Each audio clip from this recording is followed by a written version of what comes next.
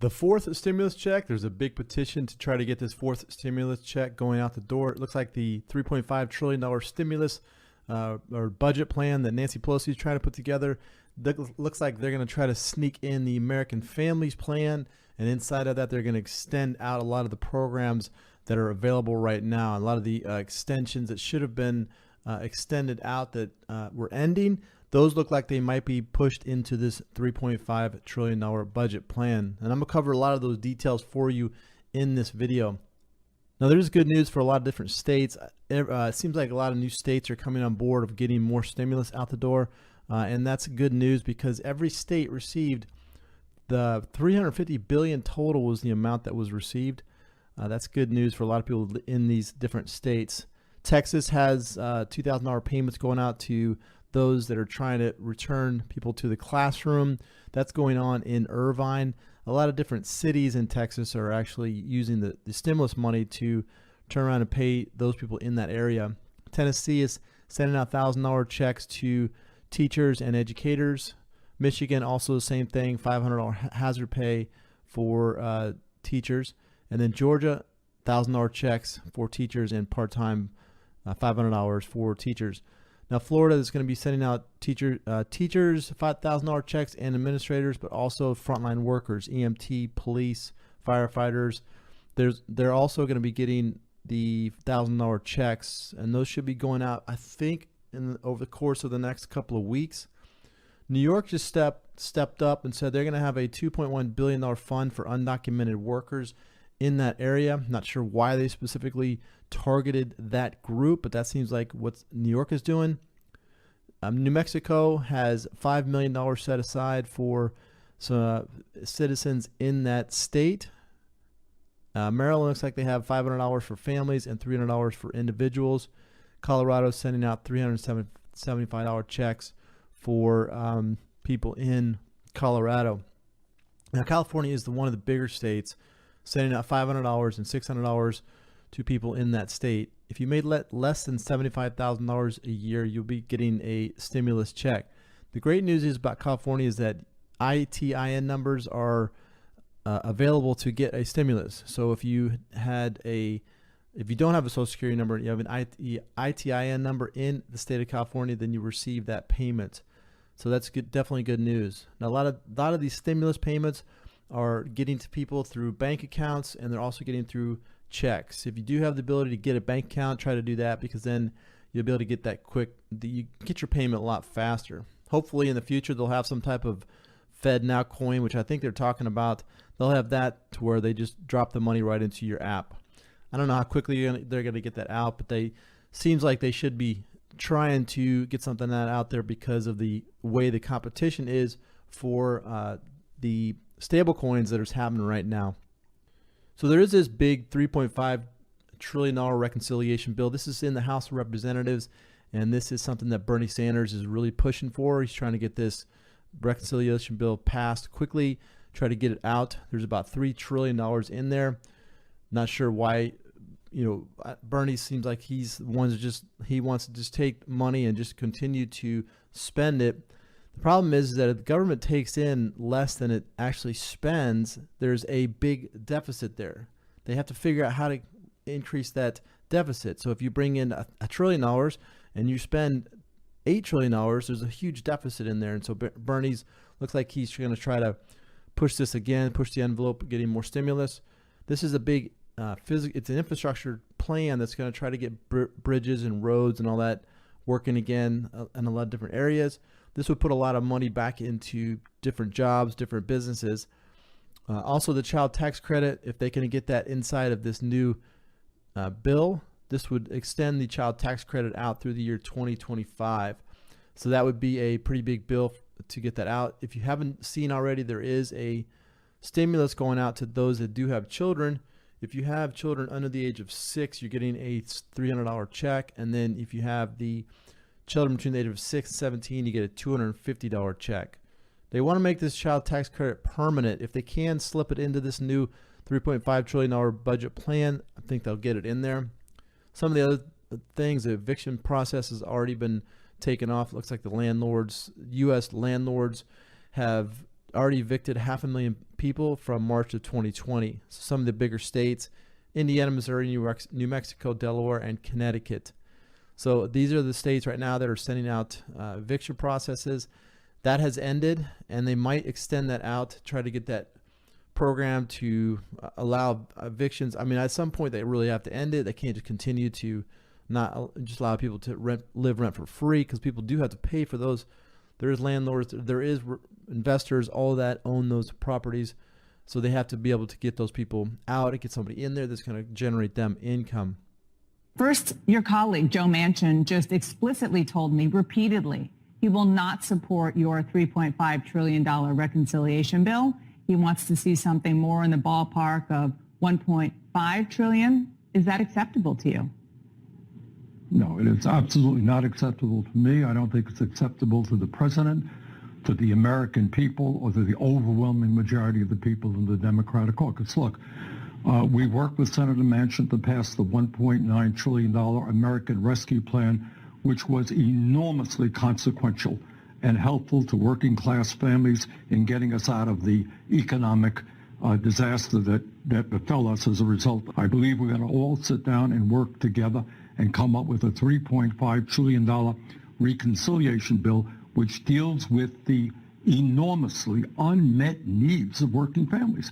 You know, we've got to lower the cost of prescription drugs for people. We've got to expand Medicare to include dental, hearing aids, and eyeglasses.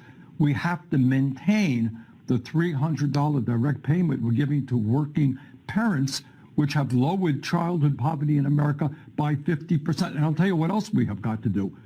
The scientists will tell us that we got a few years left before there will be irreversible harm to our planet if we do not address climate change. And the truth of the matter is, Dana, as you may know, many of us made a major compromise in going from the $6 trillion bill that we wanted, supported by the overwhelming majority of Democrats, down to 3.5. Mm-hmm. And the last point that I would make on this, I know that Senator Manchin worked very hard on what's called the bipartisan infrastructure bill, $550 billion of new money to rebuild our roads and our bridges. What we have worked on is working both of those bills in tandem. They go together. And it would be a really sad state of affairs for the American people, for Congress, if both of those bills went down.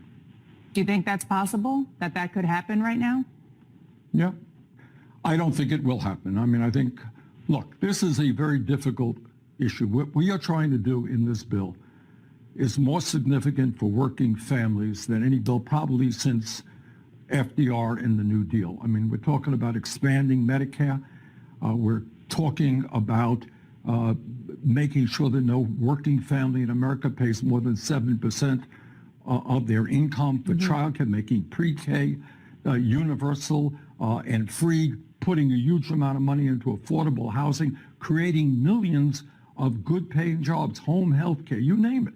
This is a consequential bill. It is hard to put a bill like this together. At the end of the day, I believe we will. Okay, and I want to ask you about more of the substance in a second, but the other thing that Senator Manchin is opposed to is the timeline.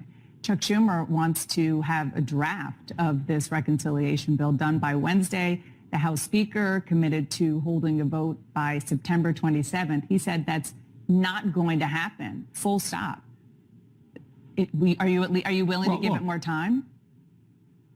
Well, I mean, a few days here or there, it doesn't matter. But there is a sense of urgency.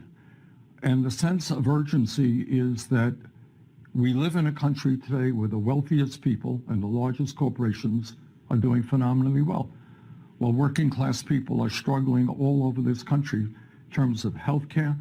You know, you got 90 million people uninsured or underinsured. People can't afford to pay prescription, can't afford to send their kids to college. Kids are leaving school deeply in debt. You got almost 600,000 people in America who are homeless today. And you got the climate crisis. You know, Oregon is burning, California is burning, Siberia is burning. You know, people are dying in floods in New York City, unprecedented rainfall. There is a sense of urgency, which I think the American people understand. And what they want is finally, maybe, just maybe, the Congress of the United States will act for them and not just for the wealthy campaign contributors and the rich and the powerful, who, by the way, are pouring huge amounts of money, the companies, the insurance companies, fossil fuel industry, huge amounts of money in trying to defeat us. So let's talk about the op-ed that you wrote. You said you cannot support the $3.5 trillion bill until you get, quote, greater clarity on why that amount is necessary. Most of your colleagues have been trying to give you that clarity over the past couple of weeks since you wrote that. Your party leader, Chuck Schumer, says he's moving, quote, full speed ahead with this package. Will he have your vote? And that's fine. He can. He will not have my vote on 3.5, and Chuck knows that. And we've talked about this. We've already put out 5.4 trillion, and we've tried to help Americans in every way we possibly can. And a lot of the help that we put out there is still there, and it's going to run clear until next year, 2022. What's the urgency? What's the urgency that we have? It's not the same urgency that we have with the American Rescue Plan. We got that out the door quickly. That was about $2 billion, $2 trillion. And on top of that, all the things we put out with the CARES package, everything leading up to that. So we have done an awful lot, and there's still an awful lot of people that need help. But you have 11 million jobs that aren't filled right now. 8 million people are still unemployed. Something's not matching up. Don't you think we ought to hit the pause and find out the vulnerability that we have, Dana, right? We don't know what happened with this. It's awful coming back the way it is with a vengeance. We don't know about inflation. We know it's running rampant right now. I can tell you in West Virginia, inflation's running rampant. And on top of that, the challenges we're going to have, geopolitical challenges. Shouldn't we be prepared? So I want to ask you about a lot of that, but are you saying it's the price tag, it's the timeline, both? It's the urgency. Do we have the urgency to do what they're wanting to do in such a quick period of time? But can you be specific? Okay, let's talk about the dollar sign. Yeah. Do you have a specific number in mind? Here's a number you should be getting to. First of all, I have agreed to get on to the reconciliation because that's the time for us to make financial adjustments and changes. I thought the 2017 tax code and tax law, the way it was changed, was very, very, very unfair, and it was weighted to the wealthy. So what's the number? And the bottom line is what the number would be what's going to be competitive in our tax code. I believe that the corporate rate should be at 25, not 21. But what's the overall number for the budget bill? I think that you're going to have to look at it and find out what you're able to do through a reasonable, responsible way. So then how do you know that it's not 3.5? It's going to be at 1, 1.5. We don't know where it's going to be. So you think ballpark 1.5? It's not going to be at 3.5, I can assure you. But with that, whatever it is, once you have a competitive tax code that you can compete globally, and then you should look at what the need is. What's the urgency and the need that we have? And I want to get to that, but just because this is the thing that people consume. Do you have a ceiling? My ceiling is this: the need of the American people, and for us to basically take in consideration inflation. No one's concerned about the debt. Our debt as of Friday was $28.7.5 trillion.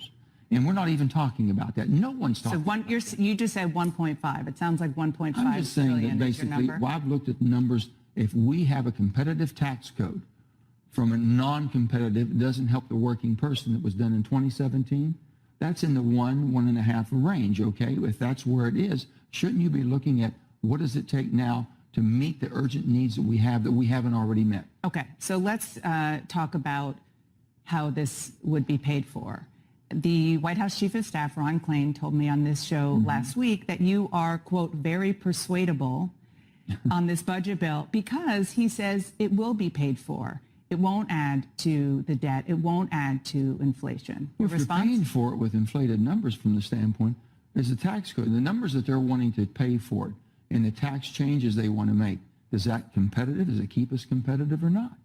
I believe there's some changes made that does not keep us competitive. Meaning don't increase taxes on corporations? No, I want to increase taxes on corporations. I've spoken to corporations. So I want the wealthy to pay their fair share. But if you're up higher to the point to where you are that can be competitive globally, then it's going to be counterproductive. Everyone's looking at this in a whole complete different way than I think maybe I am or other people are just keeping quiet.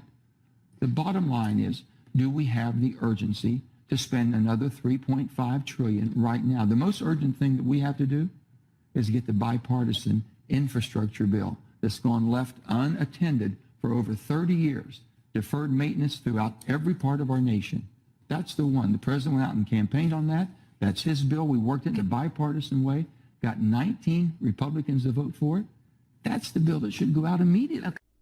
So the fourth stimulus check there's a big petition for this. There's a giant 3.5, or there's about 2.8 million or 2.8 million signatures right now that are going to try to get this monthly payment set up to where you can get a $2,000 check and then $1,000 payments. This would be to anybody that qualifies for this, and this is I don't know if this is going to be on top of the child tax credit, but this is the petition they're trying to sign. Now, this isn't really a law. This is something that Congress still has to create these bills and get it over to President Biden. I think that they will have some type of reoccurring payment set up just because of the fact that they're trying to go to Congress. They're trying to get all these Democrats and all of these politicians to come together to try to get some type of reoccurring payment in there. They could do it very easily. Nancy Pelosi could put together a budget plan that would allow people to get a monthly payment. She could do that really quick and get that out. The issue is I think there's so many of these politicians that are trying to spend so much money.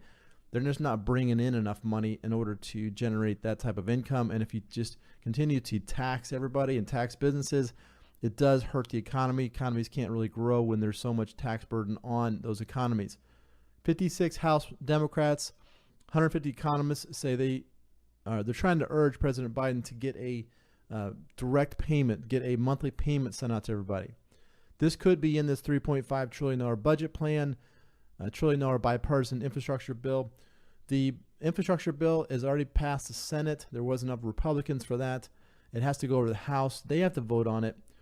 But Nancy Pelosi is playing a little hardball. She's saying, well, we're not going to vote on the $1 trillion package until you guys vote on the $3.5 trillion budget bill. Going back and forth, using politics, I guess, to get this done. They were really, when they had the last president there, they were really adamant about getting more stimulus out to everybody. Now they seem to be not wanting to get more stimulus. Some of the benefits were they were going to maybe possibly drop some of the student loan debt.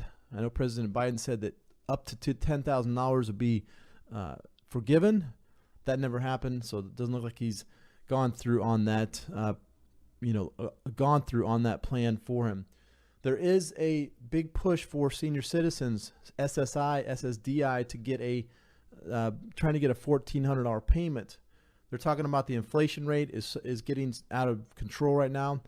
So the inflation now is about 6 or 7%, and then you have the increase in Social Security is only 1.3%. So there's a big difference, a big gap in between those. The wages of the benefits are not really exceeding the inflation rate that's going on right now. Now this is a group of, it's a senior citizens league. They're trying to get lawmakers to pass this $1,400 stimulus check, trying to get more money out. If you are SSI, SSDI, you can file your returns. The Treasury is still sending out payments to everybody every week. They're sending out payments to bonus checks. They're sending out payments to the plus up payments. So if you had a good year in 2019 and then you had a not so good year in 2020, then what they'll do is they'll get you caught up to that $1,400 payment. If you never received any of your payments, you can file your returns. And when you file your return, there's a recovery rebate credit section in there that allows people to let the Treasury know that you missed your first 2 payments and that you should be getting those. And that if you fill out the recovery rebate credit section, they'll send those payments out to you. That's something that's good. A lot of people just don't know about that. I think it's section 30 of the free filing tool. When you file returns with the Treasury, then there is a section on there that you can fill out the recovery rebate credit. That's going to allow you to pick up the $1,200 checks, and then you have the $600 checks, and then the $1,400 checks. So if you have any questions about any of the stimulus, go ahead and drop those questions in the comments below. This is your daily stimulus check update information for today.